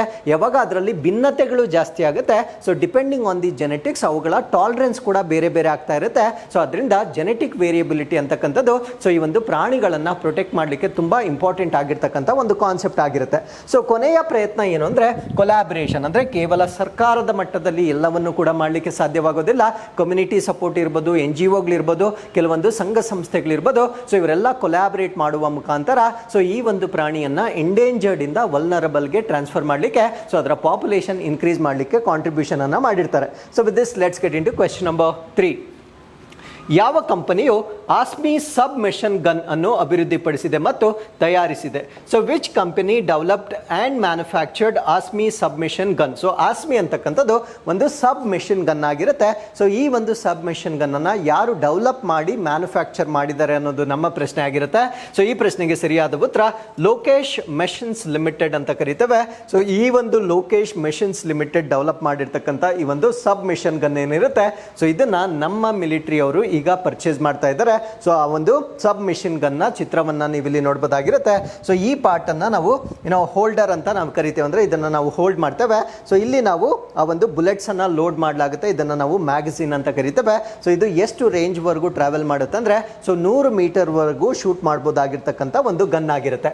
ಸೊ ಆಸ್ಮಿ ಅಂದ್ರೆ ಏನು? ಆಸ್ಮಿ ಅಂದ್ರೆ ಸಂಸ್ಕೃತದಲ್ಲಿ ಇದನ್ನ ನಾವು ಅಸ್ಮಿತಾ ಅಂತ ಕರಿತೇವೆ. ಅಸ್ಮಿತಾ ಅಂದ್ರೆ ಪ್ರೈಡ್ ಅಂತ ಹೇಳ್ತೇವೆ ಅಥವಾ ಹೆಮ್ಮೆ ಅಂತ ಹೇಳ್ತೇವೆ. ಸೊ ಈ ಒಂದು ಹೆಸರನ್ನ ಇದಕ್ಕೆ ಇಟ್ಟಿರ್ತಕ್ಕಂಥದ್ದನ್ನು ನಾವು ನೋಡಬಹುದಾಗಿರುತ್ತೆ. ಇದೊಂದು ಸಬ್ ಮೆಷಿನ್ ಗನ್ ಆಗಿರುತ್ತೆ. ಸೊ ಅದಾದ್ಮೇಲೆ ಇದನ್ನ ಡೆವಲಪ್ ಮಾಡಿರ್ತಕ್ಕಂಥವ್ರು, ಮ್ಯಾನುಫ್ಯಾಕ್ಚರ್ ಮಾಡಿರ್ತಕ್ಕಂಥವ್ರು ಯಾರು ಅಂತ ಹೇಳಿದೆ, ಸೊ ಇದೊಂದು ಹೈದರಾಬಾದ್ ಬೇಸ್ಡ್ ಕಂಪನಿ ಆಗಿರುತ್ತೆ. ಇದನ್ನ ನಾವು ಲೋಕೇಶ್ ಮಷಿನ್ಸ್ ಲಿಮಿಟೆಡ್ ಅಂತ ಕರಿತೇವೆ. ಸೊ ಇದರಲ್ಲಿ ಇನ್ನೂ ಒಂದು ವಿಶೇಷತೆ ಇರುತ್ತೆ. ಅದೇನು ಅಂದ್ರೆ first indigenously designed and produced weapon to be inducted into Indian army, ಅಂದ್ರೆ ನಮ್ಮ ಭಾರತೀಯ ಸೇನೆಗೆ ಸೇರ್ಪಡೆಗೊಂಡಿರ್ತಕ್ಕಂಥ ಮೊಟ್ಟ ಮೊದಲ ಸ್ಥಳೀಯವಾಗಿ ವಿನ್ಯಾಸಗೊಳಿಸಿರ್ತಕ್ಕಂಥ ಮತ್ತು ಉತ್ಪಾದನೆ ಮಾಡಿರ್ತಕ್ಕಂಥ ಒಂದು ಮಷಿನ್ ಗನ್ ಆಗಿ ನಾವು ಇದನ್ನ ಕನ್ಸಿಡರ್ ಮಾಡಬಹುದಾಗಿರುತ್ತೆ. ಸೊ ಇದು ನಮ್ಮ ಹೈದರಾಬಾದ್ ಮೂಲದ ಕಂಪನಿಯಲ್ಲಿ ಮ್ಯಾನುಫ್ಯಾಕ್ಚರ್ ಆಗಿರುತ್ತೆ. ಸೊ ಇದರ ಮ್ಯಾಗಝಿನ್ ಏನಿರುತ್ತೆ, so I told you, I showed in the picture, ಆ ಒಂದು ಮ್ಯಾಗಝಿನ್, ಆ ಬುಲೆಟ್ಸ್ ಅನ್ನ ಲೋಡ್ ಮಾಡ್ತಕ್ಕಂಥ ಒಂದು ಮ್ಯಾಗಝಿನ್ ಏನಿರುತ್ತೆ, ಸೊ ಅದು ಪಿಸ್ತೂಲ್ ಗ್ರಿಪ್ ನಲ್ಲಿ ನಾವು ನೋಡಬಹುದಾಗಿರುತ್ತೆ. ಅಂದ್ರೆ ಪಿಸ್ತೂಲ್ ಅನ್ನ ನಾವು ಹೋಲ್ಡ್ ಮಾಡ್ತಕ್ಕಂಥ ಗ್ರಿಪ್ ನಲ್ಲಿ ನಾವು ನೋಡಬಹುದಾಗಿರುತ್ತೆ. ಸೊ ಈ ಒಂದು ಪಿಸ್ತೂಲ್ ನಲ್ಲಿ 2 ವೆರೈಟೀಸ್ ಗಳಲ್ಲಿ ಅಥವಾ ವೇರಿಯೇಷನ್ಸ್ ಅಲ್ಲಿ ಬರುತ್ತೆ. ಸೊ ಒಂದು 180 ಮಿಲಿಮೀಟರ್ ಇರುತ್ತೆ, ಇನ್ನೊಂದು 170 ಮಿಲಿಮೀಟರ್ ಇರುತ್ತೆ. ಸೊ ಇದರ ಅಪ್ರಾಕ್ಸಿಮೇಟ್ ವೆಯ್ಟ್ ಎಷ್ಟಿರುತ್ತೆ ಅಂದ್ರೆ ಸೊ 2 ಕಿಲೋಗ್ರಾಮ್ಸ್ಗಳಷ್ಟು ವೆಯ್ಟ್ ಇರ್ತಕ್ಕಂಥ ಒಂದು ಸಬ್ ಮಿಷನ್ ಗನ್ ಆಗಿರುತ್ತೆ. So with this let's get into question number 4. ರಾಷ್ಟ್ರೀಯ ವಿಧಿವಿಜ್ಞಾನ ಮೂಲಸೌಕರ್ಯ ವರ್ಧನೆ ಯೋಜನೆ ಯಾವ ಅವಧಿಯಲ್ಲಿ ಅನುಷ್ಠಾನಗೊಳಿಸಲಾಗುತ್ತಿದೆ? So during which period will the national forensic infrastructure enhancement scheme be implemented? So ಪ್ರಶ್ನೆಯಲ್ಲಿ ಕೇಳಿರ್ತಕ್ಕಂಥದ್ದು, ಸೊ ಈ ಒಂದು ಫೋರೆನ್ಸಿಕ್ ಡಿಪಾರ್ಟ್ಮೆಂಟ್ ಅಥವಾ ವಿಧಿವಿಜ್ಞಾನ ಇಲಾಖೆ ಅಥವಾ ಮೂಲಸೌಕರ್ಯ ಅಂತ ನಾವೇನು ಹೇಳ್ತೇವೆ, ಇದನ್ನ ಡೆವಲಪ್ ಮಾಡಲಿಕ್ಕೆ ಒಂದು ಯೋಜನೆಯನ್ನ ಕೇಂದ್ರ ಸರ್ಕಾರ ಈಗ ಲಾಂಚ್ ಮಾಡಿರುತ್ತೆ. ಈ ಒಂದು ಯೋಜನೆ ಎಲ್ಲಿಂದ ಎಲ್ಲಿಯವರೆಗೆ ಇಂಪ್ಲಿಮೆಂಟ್ ಆಗುತ್ತೆ ಅನ್ನೋದು ನಮ್ಮ ಪ್ರಶ್ನೆ ಆಗಿರುತ್ತೆ. ಸೊ ಈ ಪ್ರಶ್ನೆಗೆ ಸರಿಯಾದ ಉತ್ತರ 2024ರಿಂದ 2029ರವರೆಗೆ ಈ ಒಂದು ಯೋಜನೆಯನ್ನ ಅನುಷ್ಠಾನಗೊಳಿಸಲಾಗುತ್ತೆ. ಸೊ ಪ್ರಶ್ನೆಯಲ್ಲೇ ನಮಗೆ ಗೊತ್ತಾಗುತ್ತೆ ವಿಧಿವಿಜ್ಞಾನ ನಮ್ಗೆ ಏನಕ್ಕೆ ಹೆಲ್ಪ್ ಆಗುತ್ತೆ ಅಂದ್ರೆ, ಸೊ ಇತ್ತೀಚೆಗೆ ಒಂದು ಕ್ರೈಮ್ ರೇಟ್ ಜಾಸ್ತಿ ಆಗ್ತಾ ಇರುವ ಕಾರಣದಿಂದ ನಮಗೆ ಈ ಒಂದು ಫೋರೆನ್ಸಿಕ್ ಡಿಪಾರ್ಟ್ಮೆಂಟ್ ಅಂತಕ್ಕಂಥದ್ದು ತುಂಬಾ ಕ್ರೂಷಿಯಲ್ ಆಗಿರುತ್ತೆ, because to catch hold of those criminals. So ಈ ಒಂದು ಕಾರಣದಿಂದ ನಮ್ಮ ಭಾರತ ದೇಶದಲ್ಲಿ ಆ ವಿಧಿವಿಜ್ಞಾನ ಮಾಡ್ತಕ್ಕಂಥ ಮೂಲಸೌಕರ್ಯ ತುಂಬಾ ಕ್ರೂಷಿಯಲ್ ಆಗಿರುತ್ತೆ. ಸೊ ಅದನ್ನ ಡೆವಲಪ್ ಮಾಡುವ ಕಾರಣದಿಂದ ಈ ಒಂದು ಯೋಜನೆಯನ್ನ ಕೇಂದ್ರ ಸರ್ಕಾರ ಇಂಪ್ಲಿಮೆಂಟ್ ಮಾಡ್ತಾ ಇದೆ. ಸೊ ಇದಕ್ಕೆ ಈಗ ಕ್ಯಾಬಿನೆಟ್ ಅಲ್ಲಿ ಅಪ್ರೂವಲ್ ಕೊಟ್ಟಿರ್ತಕ್ಕಂಥದ್ದನ್ನ ನಾವು ನೋಡಬಹುದಾಗಿರುತ್ತೆ. ಸೊ ಇದೊಂದು ಸೆಂಟ್ರಲ್ ಸೆಕ್ಟರ್ ಸ್ಕೀಮ್ ಆಗಿರುತ್ತೆ, ಅಂದ್ರೆ ಕೇಂದ್ರ ವಲಯದ ಯೋಜನೆ ಆಗಿರುತ್ತೆ. ಸೊ ಇದಕ್ಕೆ ಬೇಕಾಗಿರ್ತಕ್ಕಂಥ ಸಂಪೂರ್ಣ ಫಂಡ್ ಅನ್ನ ಕೇಂದ್ರ ಸರ್ಕಾರ ಭರಿಸ್ತಕ್ಕಂಥ ಒಂದು ಯೋಜನೆ ಆಗಿರುತ್ತೆ. ಸೊ ಈ ಒಂದು ಯೋಜನೆಯ ಫುಲ್ ಫಾರ್ಮ್ ಏನು ಅಂದ್ರೆ national forensic infrastructure enhancement scheme ಅಂತ ಕರೀತೇವೆ. ಹೆಸರಲ್ಲೇ ಗೊತ್ತಾಗುತ್ತೆ ಫೋರೆನ್ಸಿಕ್ ಡಿಪಾರ್ಟ್ಮೆಂಟ್ಗೆ ಬೇಕಾಗಿರ್ತಕ್ಕಂಥ ಲ್ಯಾಬ್ರೇಟರೀಸ್ಗಳಾಗಿರ್ಬೋದು, ಹೊಸ ಹೊಸ ತಂತ್ರಜ್ಞಾನಗಳಾಗಿರ್ಬೋದು, ಮತ್ತೆ ತರಬೇತಿ ಆಗಿರ್ಬೋದು, ಸೊ ಎಲ್ಲವನ್ನ ನೀಡ್ತಕ್ಕಂಥ ಒಂದು ಮೂಲ ಸೌಕರ್ಯವನ್ನ ಡೆವಲಪ್ ಮಾಡ್ತಕ್ಕಂಥ ಒಂದು ಯೋಜನೆ ಆಗಿರುತ್ತೆ. ಸೊ ಈ ಒಂದು ಯೋಜನೆಯ ಒಟ್ಟು ವೆಚ್ಚ 2254.43 ಕೋಟಿಗಳಲ್ಲಿ ಇದನ್ನ ಇಂಪ್ಲಿಮೆಂಟ್ ಮಾಡಲಾಗ್ತಾ ಇದೆ. ಸೊ ಇದನ್ನ 2024-25ರಿಂದ ಪ್ರಾರಂಭಿಸಿ 2028-29 ವೇಳೆಗೆ ನಮ್ಮ ಭಾರತ ದೇಶದ ಈ ಒಂದು ವಿಧಿವಿಜ್ಞಾನ ಮೂಲಸೌಕರ್ಯಗಳನ್ನ ಇನ್ನೂ ಹೆಚ್ಚು ಮಾಡ್ತಕ್ಕಂಥ ಗುರಿಯಿಂದ ಈ ಒಂದು ಯೋಜನೆಯನ್ನ ಇಂಪ್ಲಿಮೆಂಟ್ ಮಾಡಲಾಗಿರುತ್ತೆ. So with this let's get into question number 5. MP LAD ಯೋಜನೆ ಅಡಿಯಲ್ಲಿ ಪ್ರತಿ ಸಂಸದರಿಗೆ ವಾರ್ಷಿಕವಾಗಿ ಎಷ್ಟು ಹಣವನ್ನು ಹಂಚಲಾಗುತ್ತದೆ? How much funding is allocated annually to each member of the parliament under the MP LAD scheme? So MP LAD scheme ನಲ್ಲಿ ಅಂದ್ರೆ ಲೋಕಲ್ ಏರಿಯಾ ಡೆವಲಪ್ಮೆಂಟ್ ಅಂತ ಕರೀತೇವೆ. ಸೊ ಆ MP ಇರ್ತಕ್ಕಂಥ ಒಂದು ಸ್ಥಳೀಯವಾಗಿರ್ತಕ್ಕಂಥ ಪ್ರದೇಶ ಏನಿರುತ್ತೆ, ಅಲ್ಲಿರ್ತಕ್ಕಂಥ ಬೇಸಿಕ್ ನೀಡ್ಸ್ ಅನ್ನ ಡೆವಲಪ್ ಮಾಡಲಿಕ್ಕೆ ಸೊ MP ಗಳಿಗೆ ವಾರ್ಷಿಕವಾಗಿ ಎಷ್ಟು ಹಣವನ್ನು ನೀಡಲಾಗುತ್ತೆ ಅನ್ನೋದು ನಮ್ಮ ಪ್ರಶ್ನೆ ಆಗಿರುತ್ತೆ. ಸೊ ಈ ಪ್ರಶ್ನೆಗೆ ಸರಿಯಾದ ಉತ್ತರ 1 ವರ್ಷಕ್ಕೆ 5 crore ಅಥವಾ 5 ಕೋಟಿ ಹಣವನ್ನು ನೀಡಲಾಗುತ್ತೆ. ಸೊ ಈ ಒಂದು MP ಲ್ಯಾಡ್ಸ್ ಬಗ್ಗೆ ನಾನು ಪ್ರಶ್ನೆಯನ್ನು ಕೊಡಲಿಕ್ಕೆ ಕಾರಣ ಏನಂದ್ರೆ, ಸೊ MP ಲ್ಯಾಡ್ಸ್ ಅನ್ನ ಈಗ ಒಂದು ಪೋರ್ಟಲ್ ಒಳಗಡೆ ಸೇರಿಸಿರ್ತಾರೆ.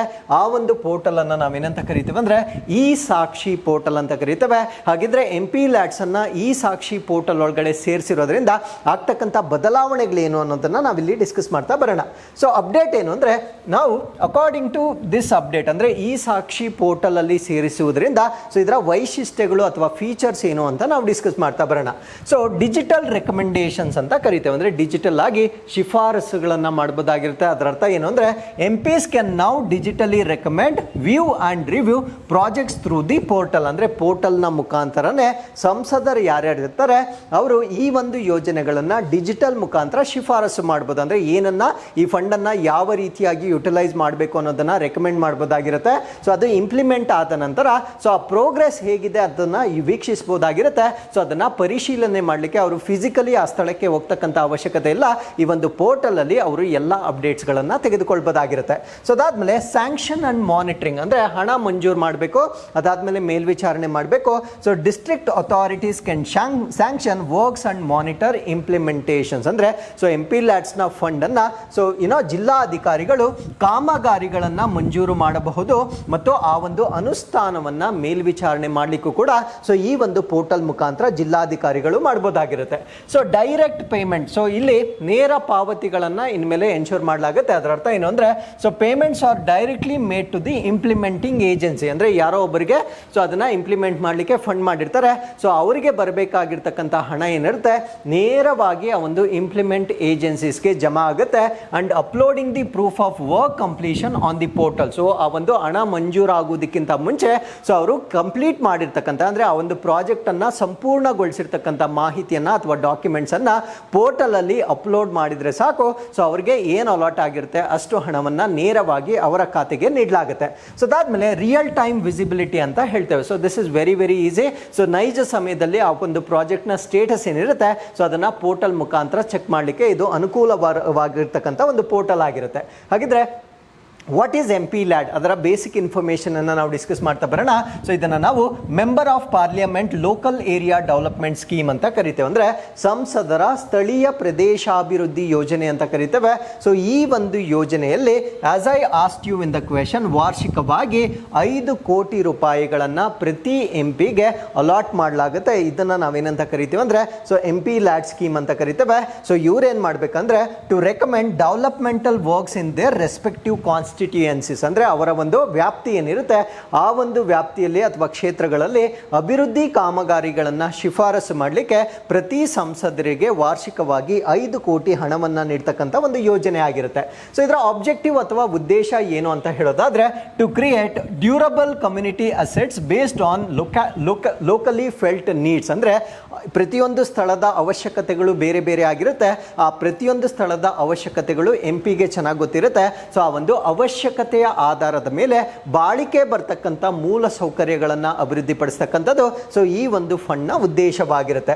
ಸೊ ಯಾವ ರೀತಿಯ ಒಂದು ಇನ್ಫ್ರಾಸ್ಟ್ರಕ್ಚರ್ ಅನ್ನ ಡೆವಲಪ್ ಮಾಡಬಹುದಾಗಿರುತ್ತೆ ಅಂದರೆ ಸ್ಕೂಲ್ಸ್ ಕಟ್ಸ್ಬೋದು, hospitals, roads, water supply, sanitation facilities, ಈ ರೀತಿಯಾಗಿರ್ತಕ್ಕಂಥ ಒಂದು ಮೂಲ ಸೌಕರ್ಯಗಳನ್ನು ಅವರು ಡೆವಲಪ್ ಮಾಡಬಹುದಾಗಿರುತ್ತೆ. ಸೊ ಆನ್ಯುಯಲಿ ಎಲ್ಲ MPsಗಳಿಗೆ ತೆಗೆದುಕೊಂಡ್ರೆ ಸರಿ ಸುಮಾರು 4,000 ಕೋಟಿಗಳಷ್ಟು ಹಣವನ್ನು MP ಲ್ಯಾಡ್ ಸ್ಕೀಮಲ್ಲಿ ಸ್ಪೆಂಡ್ ಮಾಡ್ತಕ್ಕಂಥದ್ದನ್ನು ನಾವು ನೋಡಬಹುದಾಗಿರುತ್ತೆ. So with this let's get in to question number 6. Cyber ಕಾರ್ಯಾಚರಣೆಗಳ ಸಿದ್ಧಾಂತವು ಭಾರತೀಯ ಸಶಸ್ತ್ರ ಪಡೆಗಳ ಯಾವ ಶಾಖೆಗಳನ್ನು ಒಳಗೊಂಡಿದೆ? So which branches of Indian armed forces does cyber operational doctrine cover? So ಪ್ರಶ್ನೆಯನ್ನು ನಾನು ಸಿಂಪ್ಲಿಫೈ ಮಾಡ್ತೇನೆ.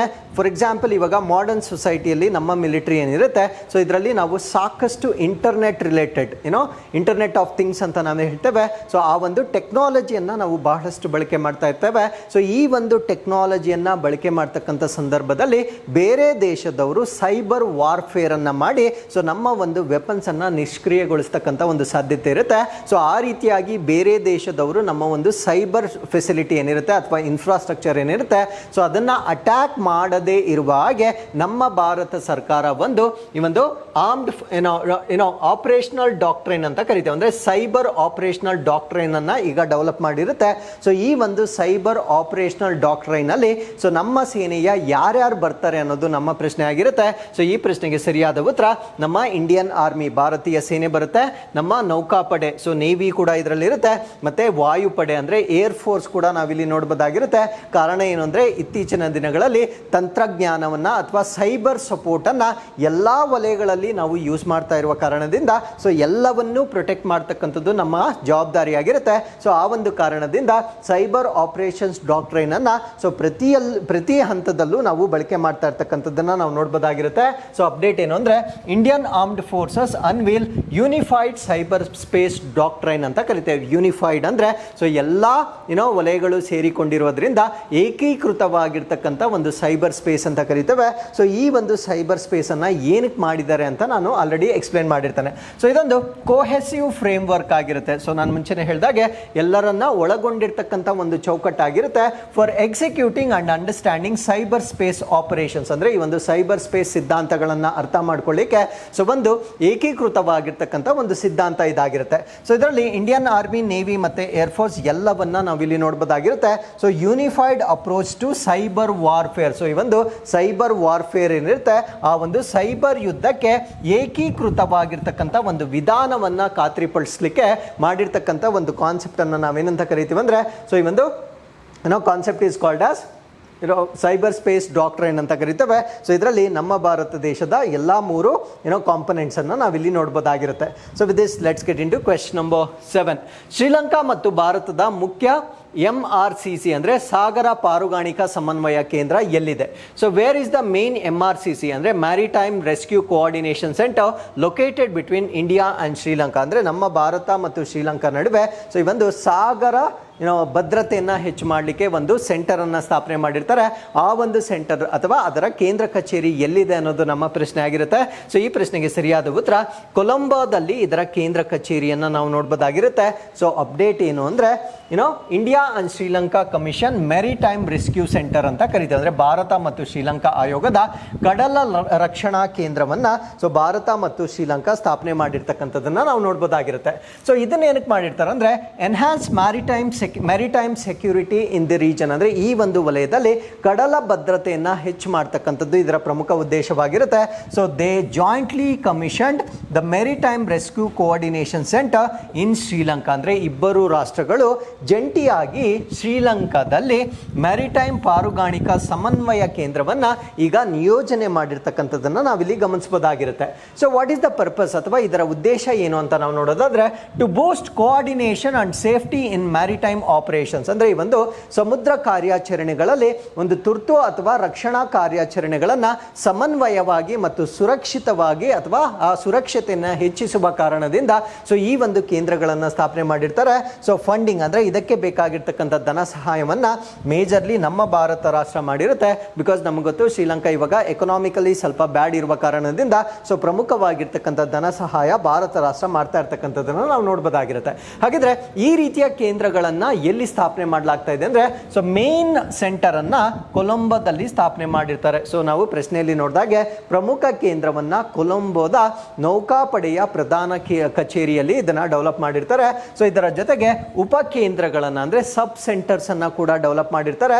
ಸೊ ಸಬ್ ಸೆಂಟರ್ ಅನ್ನ ಹಂಬನ್ ತೋಟದಲ್ಲಿ ಡೆವಲಪ್ ಮಾಡಿರ್ತಾರೆ. ನಮ್ಗೆ ಗೊತ್ತು ಹಂಬನ್ ತೋಟ ಬಂದು ಶ್ರೀಲಂಕಾದ ಒಂದು ಪೋರ್ಟ್ ಆಗಿರುತ್ತೆ. ಸೊ ಪ್ರಸ್ತುತವಾಗಿ ಅದು ಚೈನಾ ಅಕ್ವೈರ್ ಮಾಡಿರ್ತಕ್ಕಂಥ ಒಂದು ಪೋರ್ಟ್ ಆಗಿರುತ್ತೆ. ಸೊ ಈ ಒಂದು ಪೋರ್ಟ್ ನಲ್ಲಿ ಕೂಡ ಅಥವಾ ಈ ಒಂದು ಹಂಬನ ತೋಟದಲ್ಲಿ ನಾವು 2ನೇ ಒಂದು ಉಪಕೇಂದ್ರವನ್ನ ನಾವು ನೋಡಬಹುದಾಗಿರುತ್ತೆ. ಸೊ ಅದರ ಜೊತೆಗೆ ಅನ್ಮ್ಯಾನ್ಡ್ ಇನ್ಸ್ಟಾಲೇಷನ್ಸ್ ಅನ್ನ ಮಾಡಿರ್ತಾರೆ. ಅಂದ್ರೆ ಮಾನವರಹಿತ ಒಂದು ಕೆಲವೊಂದು ಇನ್ಸ್ಟಾಲೇಷನ್ಗಳನ್ನ ಮಾಡಿರ್ತಾರೆ. ಸೊ ಮಾನವರಹಿತ ಕೇಂದ್ರಗಳನ್ನ ನಾವೆಲ್ಲಿ ನೋಡಬಹುದಾಗಿರುತ್ತೆ ಅಂದ್ರೆ ಗಾಲೆ, ಅರುಗಾಂಬೆ, ಅದಾದ್ಮೇಲೆ ಬಾಟಿಕಾವಲ್ಲ, ಅದಾದ್ಮೇಲೆ ಟ್ರಿಂಕೋಮಲೈ, ಅದಾದ್ಮೇಲೆ ಕಲಾವರ, ಪಾಯಿಂಟ್ ಪೆಡ್ರೋ ಮತ್ತೆ ಮಲ್ಲಿಕುಲಂ ಅಂತ ಕರಿತೇವೆ. ಸೊ ಈ ಪ್ರದೇಶಗಳಲ್ಲಿ ಮಾನವರಹಿತವಾಗಿರ್ತಕ್ಕಂಥ ಕೇಂದ್ರಗಳನ್ನು ಸೊ ಇಲ್ಲೂ ಕೂಡ ನಾವು ನೋಡಬಹುದಾಗಿರುತ್ತೆ. So with this let's get into question number 9. ಇತ್ತೀಚೆಗೆ ಕಾರ್ಯಸಾಧ್ಯತೆಯ ಗ್ಯಾಪ್ ಫಂಡಿಂಗ್ ಯೋಜನೆಯಲ್ಲಿ ಕಡಲಾಚೆಯ ಪವನಶಕ್ತಿ ಯೋಜನೆಗಳನ್ನು ಎಲ್ಲಿ ಸ್ಥಾಪಿಸಲಾಗುವುದು? So where will be the of sure wind energy projects B installed under visibility gap funding scheme recently. ಅಂದರೆ ವಿಸಿಬಿಲಿಟಿ ಗ್ಯಾಪ್ ಫಂಡಿಂಗ್ ಸ್ಕೀಮ್ನ ಅಡಿಯಲ್ಲಿ ಇತ್ತೀಚೆಗೆ ಈ ಒಂದು ಪವನ ಶಕ್ತಿಯನ್ನು ಹೆಚ್ಚು ಮಾಡಲಿಕ್ಕೆ ಎಲ್ಲಿ ಮೂಲಸೌಕರ್ಯಗಳನ್ನು ಡೆವಲಪ್ ಮಾಡ್ತಾ ಇದ್ದಾರೆ ಅನ್ನೋದು ನಮ್ಮ ಪ್ರಶ್ನೆ ಆಗಿರುತ್ತೆ. ಸೊ ಈ ಪ್ರಶ್ನೆಗೆ ಸರಿಯಾದ ಉತ್ತರ ಗುಜರಾತ್ ಮತ್ತು ತಮಿಳುನಾಡಿನಲ್ಲಿ ಈ ಒಂದು ಯೋಜನೆ ಅಡಿಯಲ್ಲಿ ವಿಂಡ್ ಮಿಲ್ಸ್ ಇನ್ಫ್ರಾಸ್ಟ್ರಕ್ಚರನ್ನು ಡೆವಲಪ್ ಮಾಡ್ತಾ ಇರ್ತಕ್ಕಂಥದ್ದನ್ನು ನಾವು ನೋಡ್ಬೋದಾಗಿರುತ್ತೆ. ಸೊ ಅಪ್ಡೇಟ್ ಏನು ಅಂದರೆ cabinet approves funding for of sure wind projects. ಅಂದರೆ ನಮ್ಮ ಕ್ಯಾಬಿನೆಟ್ ಬಂದು ಸೊ ಈ ಒಂದು ಧನ ಸಹಾಯ ನೀಡಲಿಕ್ಕೆ ಯಾವುದಕ್ಕೆ ಅಂದರೆ ಸೊ ಪವನ ಶಕ್ತಿಯನ್ನು ಹೆಚ್ಚು ಮಾಡಲಿಕ್ಕೆ ಧನ ಸಹಾಯವನ್ನು ನೀಡ್ತಕ್ಕಂಥ ಒಂದು ನಿರ್ಧಾರವನ್ನು ತೆಗೆದುಕೊಂಡಿರುತ್ತೆ. ಸೊ ಈ ಒಂದು ಸ್ಕೀಮನ್ನು ನಾವು ವಿಸಿಬಿಲಿಟಿ ಗ್ಯಾಪ್ ಫಂಡಿಂಗ್ ಸ್ಕೀಮ್ ಅಂತ ಕರಿತೇವೆ. ಸೊ ಏನಕ್ಕೆ ಮಾಡಿರ್ತಾರೆ ಅಂದರೆ of sure wind energy projects ಅಂದರೆ ವಿಂಡ್ ಎನರ್ಜಿಯಿಂದ ಹೆಚ್ಚಿನ ವಿದ್ಯುತ್ತನ್ನು ಉತ್ಪಾದನೆ ಮಾಡ್ತಕ್ಕಂಥದ್ದು ಇದರ ಉದ್ದೇಶವಾಗಿರುತ್ತೆ. ಸೊ ಇದರ ಟೋಟಲ್ ಬಜೆಟನ್ನು ನಾವಿಲ್ಲಿ ನೋಡ್ಬೋದಾಗಿರುತ್ತೆ. ಸೊ 7,000+ crores ಅಷ್ಟು ಇದಕ್ಕೆ ಇನ್ವೆಸ್ಟ್ಮೆಂಟನ್ನು ಮಾಡ್ತಾ ಇದ್ದಾರೆ. ಸೊ ಇದರ ಟೋಟಲ್ ಕೆಪಾಸಿಟಿ ಎಷ್ಟಿರುತ್ತೆ ಅಂದರೆ 1 GW ಅಷ್ಟು ಇನ್ಸ್ಟಾಲೇಷನ್ ಕೆಪಾಸಿಟಿಯನ್ನು ನಾವು ನೋಡ್ಬೋದಾಗಿರುತ್ತೆ. ಸೊ ಇದರಲ್ಲಿ 50 MW ಗುಜರಾತ್ನಿಂದ ಮತ್ತು 50 MW ತಮಿಳುನಾಡು ಆಫ್ ಶೋರ್ನಿಂದ ಡೆವಲಪ್ ಮಾಡ್ತಕ್ಕಂಥದ್ದು ಇದರ ಉದ್ದೇಶವಾಗಿರುತ್ತೆ. ಸೊ ಇವರು ತೆಗೆದುಕೊಂಡಿರ್ತಕ್ಕಂಥ ನಿರ್ಧಾರ ಒಂದು ಪಾಲಿಸಿ ಅಥವಾ ನೀತಿಯೊಂದಿಗೆ ಅಲೈನ್ ಆಗುತ್ತೆ. ಸೊ ಆ ಒಂದು ಪಾಲಿಸಿಯನ್ನು ನಾವೇನಂತ ಕರಿತೀವಿ ಅಂದರೆ national of sure wind energy policy ಅಂತ ಕರಿತೇವೆ. ಸೊ ರಾಷ್ಟ್ರೀಯ ಕಡಲಾಚೆಯ ಪವನ ಶಕ್ತಿ ನೀತಿ ಏನಿರುತ್ತೆ ಸೊ ಇದರ ಜೊತೆಗೆ ಹೊಂದಿಕೆ ಆಗ್ತಕ್ಕಂಥ ಒಂದು ನಿರ್ಧಾರವನ್ನು ಕ್ಯಾಬಿನೆಟ್ ಈಗ ತೆಗೆದುಕೊಂಡಿರುತ್ತೆ. ಸೊ ಇದು ನಮ್ಮ ಭಾರತ ದೇಶದಲ್ಲಿರ್ತಕ್ಕಂಥ vast offshore wind energy potential ಏನಿರುತ್ತೆ ಸೊ ಈ ಒಂದು ಪವನ ಶಕ್ತಿ ಸಾಮರ್ಥ್ಯವನ್ನು ಹರ್ನೇಸ್ ಮಾಡುವ ಕಾರಣದಿಂದ ತೆಗೆದುಕೊಂಡಿರ್ತಕ್ಕಂಥ ಒಂದು ನಿರ್ಧಾರವಾಗಿರುತ್ತೆ. ಸೊ ಇದು as we know it was 1 GW of sure wind project ಆಗಿರುತ್ತೆ. ಹಾಗಿದ್ರೆ ವಾರ್ಷಿಕವಾಗಿ ನಾವು ಕ್ಯುಮ್ಯುಲೇಟಿವ್ಲಿ ಎಷ್ಟು ವಿಂಡ್ ಎನರ್ಜಿಯನ್ನು ಡೆವಲಪ್ ಮಾಡ್ಬೋದಾಗಿರುತ್ತೆ ಅಂದರೆ 3.72 billion units of renewable electricity annual. ಅಂದರೆ ವಾರ್ಷಿಕವಾಗಿ 3.72 ಶತಕೋಟಿ ಯೂನಿಟ್ಗಳಷ್ಟು ನವೀಕರಿಸಬಹುದಾದ ವಿದ್ಯುತ್ತನ್ನು ನಾವಿಲ್ಲಿ ಉತ್ಪತ್ತಿ ಮಾಡ್ಬೋದಾಗಿರುತ್ತೆ. ಸೊ ನವೀಕರಿಸಬಹುದಾದ ಅಂದರೆ ಬರೀ ವಿಂಡ್ ಮಾತ್ರ ಬರೋದಿಲ್ಲ, ಹೈಡ್ರೋ ಎಲೆಕ್ಟ್ರಿಸಿಟಿ ಆಗಿರ್ಬೋದು, ಸೋಲಾರ್ ಎಲೆಕ್ಟ್ರಿಸಿಟಿ ಆಗಿರ್ಬೋದು. ಸೊ ಈ ರೀತಿ ಆಗಿರ್ತಕ್ಕಂಥ ಎಲ್ಲ ರಿನ್ಯೂಬಲ್ ಎನರ್ಜಿಯಿಂದ ಕ್ಯುಮ್ಯುಲೇಟಿವ್ ಎನರ್ಜಿ ಆಗಿ ಇಷ್ಟನ್ನು ನಾವು ಪ್ರೊಡ್ಯೂಸ್ ಮಾಡ್ಬೋದಾಗಿರುತ್ತೆ. So why we are moving towards renewable energy ಅಂದರೆ to reduce greenhouse gases. ಹಾಗಿದ್ರೆ ಸೊ ಗ್ರೀನ್ ಹೌಸ್ ಗ್ಯಾಸಸ್ ಅನ್ನು ನಾವು ಎಷ್ಟು ರೆಡ್ಯೂಸ್ ಮಾಡ್ಬೋದಾಗಿರುತ್ತೆ ಅಂದರೆ so carbon dioxide equivalent per year over 25 years ಅಂದರೆ 2.98 million tons of carbon dioxide equivalent per year over 25 years ಅಂದರೆ ಮುಂದಿನ 25 ವರ್ಷಗಳಲ್ಲಿ 2.98 million tons of carbon dioxide ಏನು ಉತ್ಪತ್ತಿ ಆಗುತ್ತೆ ಸೊ ಅಷ್ಟು ಕ್ವಾಂಟಿಟಿಯನ್ನು ನಾವು ಈ ಒಂದು ಇನಿಷಿಯೇಟಿವ್ ಇಂದ ಕಡಿಮೆ ಮಾಡ್ಬೋದಾಗಿರುತ್ತೆ. ಸೊ ಇದರಿಂದ ಜಾಗತಿಕ ತಾಪಮಾನ ಕೂಡ ಕಡಿಮೆ ಆಗ್ತಕ್ಕಂಥದ್ದನ್ನು ನಾವು ನೋಡ್ಬೋದಾಗಿರುತ್ತೆ. So with this let's get into question number 10. Zoological survey of ಇಂಡಿಯಾದ ವಿಜ್ಞಾನಿಗಳು ಹೊಸ ಜಾತಿಯ ಸ್ನೇಕ್ ಈಲ್ ಅನ್ನು ಎಲ್ಲಿ ಕಂಡು ಹಿಡಿದಿದ್ದಾರೆ? So where was the new species of snake eel discovered by scientist from the zoological survey of India. So ನಾನು ಮಾತಾಡ್ತಾ ಇರ್ತಕ್ಕಂಥ ಪ್ರಾಣಿ ಸ್ನೇಕ್ ಈಲ್ ಅಥವಾ ಹಾವು ಈಲ್ ಅಂತ ಕರಿತೇವೆ. ಸೊ ಇದರ ಹೊಸ ಪ್ರಭೇದವನ್ನು ನಮ್ಮ ವಿಜ್ಞಾನಿಗಳು ಈಗ ಪತ್ತೆ ಹಚ್ಚಿರ್ತಾರೆ. ಸೊ ಎಲ್ಲಿ ಇದು ಕಂಡು ಬಂದಿದೆ ಅನ್ನೋದು ನಮ್ಮ ಪ್ರಶ್ನೆ ಆಗಿರುತ್ತೆ. ಈ ಪ್ರಶ್ನೆಗೆ ಸರಿಯಾದ ಉತ್ತರ ಒಡಿಶಾದ ಗೋಪಾಲ್ಪುರದಲ್ಲಿ ಇದನ್ನು ಪತ್ತೆ ಹಚ್ಚಿರ್ತಕ್ಕಂಥದ್ದನ್ನು ನಾವು ನೋಡ್ಬೋದಾಗಿರುತ್ತೆ. ಸೊ ಆ ಒಂದು ಪ್ರಾಣಿಯ ಚಿತ್ರವನ್ನು ನೀವು ಇಲ್ಲಿ ಗಮನಿಸಬಹುದಾಗಿರುತ್ತೆ. ಸೊ ಇದು ಹಾವಿನ ರೀತಿಯಲ್ಲಿ ಕಾಣಿಸ್ತಕ್ಕಂಥ ಈಲ್ ಆಗಿರುತ್ತೆ. ಸೊ ಇದನ್ನು ಇತ್ತೀಚೆಗೆ ಪತ್ತೆ ಹಚ್ಚಿರ್ತಕ್ಕಂಥದ್ದನ್ನು ನಾವು ನೋಡ್ಬೋದಾಗಿರುತ್ತೆ. ಸೊ ಎಕ್ಸಾಕ್ಟ್ಲಿ ಎಲ್ಲಿ ಪತ್ತೆ ಹಚ್ಚಿದ್ದಾರೆ ಅಂದರೆ ಒಡಿಶಾದಲ್ಲಿ ಒಂದು ಗಂಜಮ್ ಡಿಸ್ಟ್ರಿಕ್ಟ್ ಅಂತ ಇರುತ್ತೆ. ಸೊ ಗಂಜಮ್ ಜಿಲ್ಲೆಯಲ್ಲಿ ಪತ್ತೆ ಹಚ್ಚಿರ್ತಕ್ಕಂಥದ್ದನ್ನು ನಾವು ನೋಡ್ಬೋದಾಗಿರುತ್ತೆ. ಸೊ ಇದಕ್ಕೆ ಹೊಸ ಪ್ರಭೇದ ಆಗಿರೋದ್ರಿಂದ ಯಾವಾಗಲೂ ಅದಕ್ಕೆ ಒಂದು ಸೈಂಟಿಫಿಕ್ ನೇಮನ್ನು ಕೊಡ್ತಾರೆ. ಸೊ ಈ ಒಂದು ಜೀವಿಗೆ ಕೊಟ್ಟಿರ್ತಕ್ಕಂಥ ವೈಜ್ಞಾನಿಕ ಹೆಸರೇನು ಅಂದರೆ ಓಫಿಚ್ಯೂಟ್ಸ್ ಸುರಾಯ್ ಅಂತ ಕರೀತೇವೆ. ಸೊ ಈ ಒಂದು ಹೆಸರನ್ನು ಯಾರಿಂದ ಪಡೆದುಕೊಳ್ಳಲಾಗಿದೆ ಅಂದರೆ ಸೂರ್ಯ ಕುಮಾರ್ ಮೊಹಾಂತಿ, ಇವರು joint director of state fishery department ಅಂದರೆ ಆ ರಾಜ್ಯದ ಸ್ಟೇಟ್ ಫಿಶರಿ ಡಿಪಾರ್ಟ್ಮೆಂಟ್ ಏನಿರುತ್ತೆ ಸೊ ಅದರ ಸಹಾಯಕ ನಿರ್ದೇಶಕರು ಅಥವಾ ಜಂಟಿ ನಿರ್ದೇಶಕರ ಹೆಸರನ್ನು ಸೊ ಈ ಒಂದು ಇಲ್ಲಿಗೆ ಇಟ್ಟಿರ್ತಕ್ಕಂಥದ್ದನ್ನು ನಾವು ನೋಡ್ಬೋದಾಗಿರುತ್ತೆ. So with this let's get into question number 11. Streptococcal toxic shock syndrome ಅನ್ನು ಯಾವ ರೀತಿಯ ಸೋಂಕಾಗಿ ವರ್ಗೀಕರಿಸಲಾಗಿದೆ? So what type of infection is streptococcal toxic shock syndrome classified as? ಈ ಪ್ರಶ್ನೆಗೆ ಸರಿಯಾದ ಉತ್ತರ ಬ್ಯಾಕ್ಟೀರಿಯಲ್ ಸಿಸ್ಟಮ್ಯಾಟಿಕ್ ಇನ್ಫೆಕ್ಷನ್ ಅಥವಾ ಬ್ಯಾಕ್ಟೀರಿಯಾದ ವ್ಯವಸ್ಥಿತ ಸೋಂಕು ಅಂತ ಕರಿತೇವೆ. ಸೊ ಈ ಒಂದು ಸೋಂಕು ನಾನು ಡಿಸ್ಕಸ್ ಮಾಡ್ತಾ ಇರ್ತಕ್ಕಂಥ STSS ಏನಿದೆ, ಸೊ ಇದು ಬ್ಯಾಕ್ಟೀರಿಯಾದಿಂದ ಉಂಟಾಗ್ತಕ್ಕಂಥ ಒಂದು ಕಾಯಿಲೆ ಆಗಿರುತ್ತೆ. ಸೊ ಈ ಒಂದು ಕಾಯಿಲೆ ಸುದ್ದಿಯಲ್ಲಿರಲಿಕ್ಕೆ ಕಾರಣ ಏನು ಅಂದರೆ, Japan on high alert as STSS infection search. So ಜಪಾನ್ನಲ್ಲಿ ಈ ಒಂದು STSS ಸೋಂಕು ಹೆಚ್ಚಾಗಿರುವ ಕಾರಣದಿಂದ ಸೊ ಅಲ್ಲಿ ಹೈ ಅಲರ್ಟ್ ಅನ್ನ ಘೋಷಣೆ ಮಾಡಿರ್ತಕ್ಕಂಥದ್ದನ್ನ ನಾವು ನೋಡ್ಬೋದಾಗಿರುತ್ತೆ. ಹಾಗಿದ್ರೆ ಈ ಒಂದು ಕಾಯಿಲೆಯ ಬಗ್ಗೆ ಇಲ್ಲಿ ನಾವು ಕಂಪ್ಲೀಟ್ ಆಗಿ ಡಿಸ್ಕಸ್ ಮಾಡ್ತಾ ಬರೋಣ.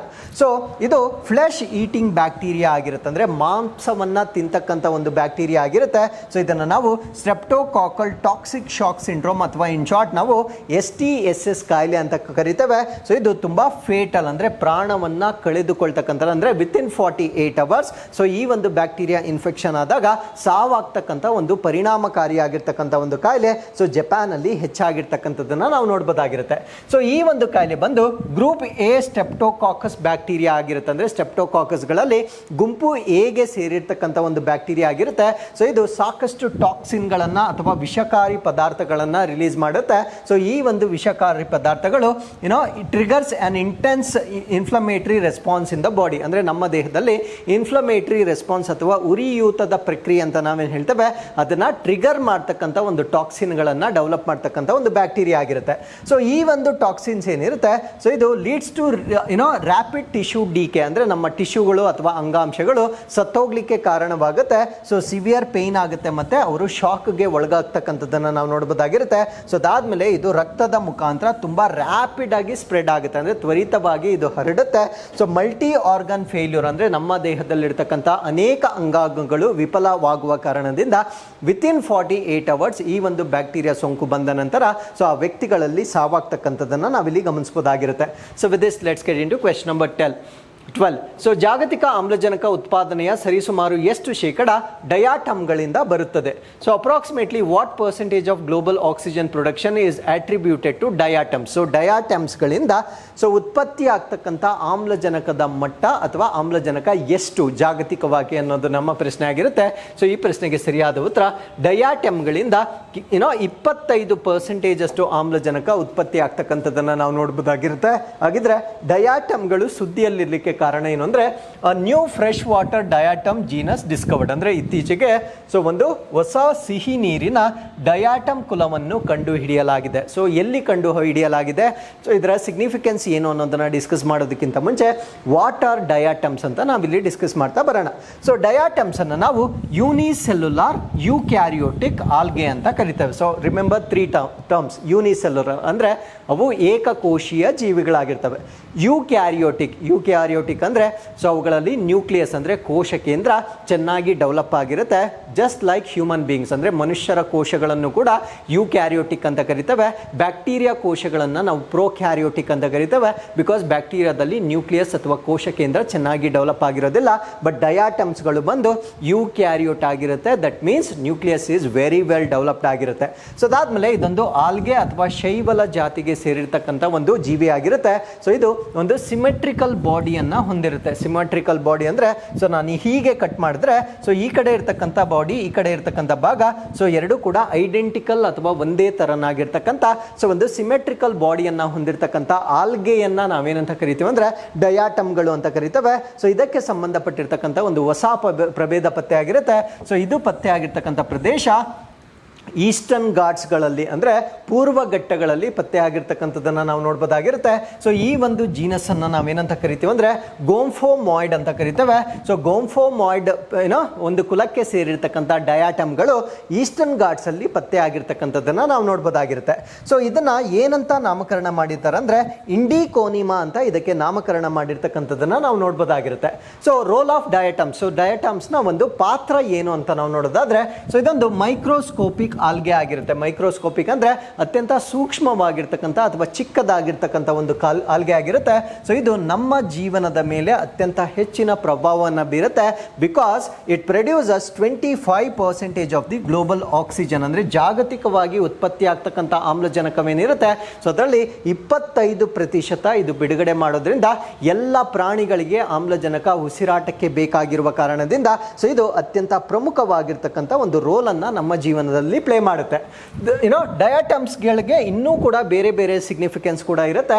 The foundation of the aquatic food chain, ಅಂದರೆ ಜಲ ಪರಿಸರ ವ್ಯವಸ್ಥೆಯಲ್ಲಿ ಒಂದು ಆಹಾರ ಸರಪಳಿ ಏನಿರುತ್ತೆ ಆ ಒಂದು ಸರಪಳಿಗೆ ಇದನ್ನ ಫೌಂಡೇಶನ್ ಅಂತ ನಾವು ಹೇಳ್ಬೋದಾಗಿರುತ್ತೆ.